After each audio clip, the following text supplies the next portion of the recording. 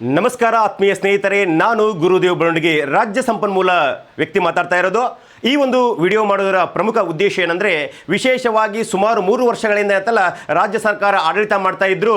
ಸಾಮಾನ್ಯವಾಗಿ ನೋಡಿದಿರಾ, ರಾಜ್ಯ ಸರ್ಕಾರದ ಒಂದೇ ಒಂದು ಇಲಾಖೆಯಲ್ಲಿ ಅಂತಲ್ಲ ಒಂದೇ ಒಂದು ಪೋಸ್ಟ್ ಕೂಡ ಕನ್ಫರ್ಮ್ ಆಗಿಲ್ಲ. ಆದರೆ ರಾಜ್ಯದ ವಿವಿಧ ಮೂಲೆಗಳಲ್ಲಿ ಅಂತಲ್ಲ 31 ಜಿಲ್ಲೆಗಳಿಗೂ ಕೂಡ ಲಕ್ಷಾಂತರ ಯುವಕರು ಅಂತಲ್ಲ ಅಧ್ಯಯನ ಮಾಡ್ತಾ ಇದ್ದಾರೆ. ಪ್ರತಿ ತಿಂಗಳು ಮಂತ್ಲಿ ಮ್ಯಾಗ್ಜಿನ್ ತೆಗೆದುಕೊಳ್ಳೋರಾಗಿರ್ಬೋದು, ಟ್ರೈನಿಂಗ್ ಸೆಂಟರ್ ಹೋಗಿರ್ಬೋದು, ಹೀಗೆ ಎಲ್ಲ ತೆರನಾಗಿ ಕೆಲಸ ಮಾಡಿದರೂ ಕೂಡ ಅವರು ತಾಲೀಮ್ ತೆಗಿತಾ ಇದ್ದಾರೆ.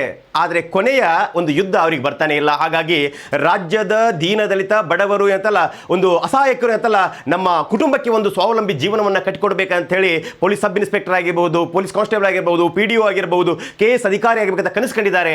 ಆದರೆ ಕನಸಿಗೆ ಆ ವೇದಿಕೆ ಇಲ್ಲದೆ ಹೋದರೆ ಹೇಗೆ ಕನಸು ನನಸಾಗೋದಕ್ಕೆ ಸಾಧ್ಯವಿಲ್ಲ. ಹಾಗಾಗಿ ಡಾಕ್ಟರ್ BR ಅಂಬೇಡ್ಕರ್ ಅವರ ಜನ್ಮದಿನದಂದು ಏಪ್ರಿಲ್ 14ರಂದು ವಿದ್ಯಾಕಾಶಿ ಅಂತ ಕರೆಯಲ್ಪಡುವಂತಹ ಧಾರವಾಡಿನಲ್ಲಿ ಜಯನಗರದಲ್ಲಿ ವಿಶೇಷವಾದ ಬೃಹತ್ ಪ್ರತಿಭಟನೆಯನ್ನು ಹಮ್ಮಿಕೊಳ್ಳಲಾಗಿದೆ.